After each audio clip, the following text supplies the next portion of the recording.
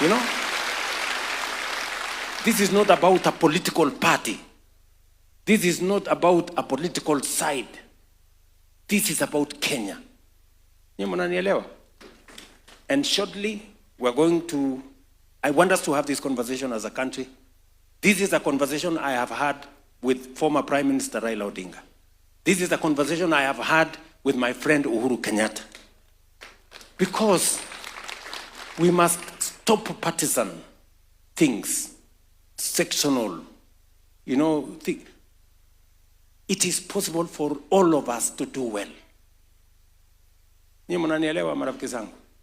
Please, good people, this is why I called you. Yeah? I really wanted to have this conversation with you, to tell you, and I wanted to call this conversation, to have this conversation with you now.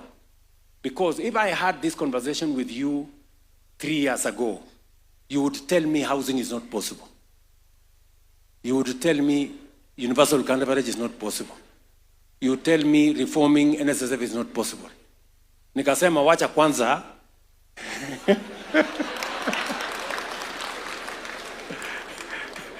Nianze na makelele na nini na maandamano, lakini ili nikiwaita, you are witnesses of what is happening. When I tell you we can transform our education sector, we can hire 100,000 teachers, musiniambie mbona wale wengine hawakufanya. Now you know it is possible, don't you? You know it's possible. Ama namna gani? Because it's been done. And that is why I have big difficulties, because we have a disconnect. Because citizens are accustomed to things not working. So that even when they work, they still want to believe they have not worked. You know? Ndio unaona hata saa hizi bado tuko na viongozi wengine wanasema watakuja kuabolish housing. Oh, tutakuja kuabolish universal. Yani ujinga. Yani you have no better plan. You don't know how to move the country forward. Unataka kuturudisha nyuma. You know? So really, marafiki, I really wanted to talk to you. I told you, I want to talk to you as a leader, and I want to talk to you as citizens and intellectuals of the Republic of Kenya. That is the conversation I want us to have. We are going to move this conversation forward. We will not believe the naysayers. You know, there are many people who are negative. They never see anything. Oh, tumesikia hiyo, oh, hiyo ni uongo, oh, hiyo nini, you know, those things. But you see, we can change this country. And I have great faith that we can do it together. Tunaelewana? As the lawyers say, I rest my case. Nimemaliza.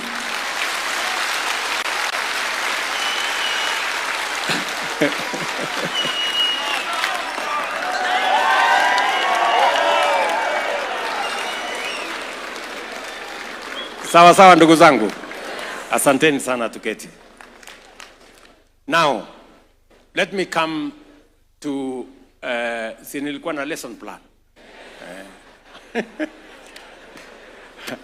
Acha nikuje sasa niwaambie in brief what we have been able to do in the education sector. I have explained in my other presentation. I just want to take you through quickly. I've explained to you that transforming education was not a political issue. Transforming education was deliberate, because through education, whether you look at Korea, whether you look at Singapore, whether you look at Malaysia, intellectuals, the capacity for people to understand things, education was at the center of their own transformation. And that is why I took matters education seriously, because I knew that it is going to be part of the levers that we are going to use if we were to move Kenya to the first world.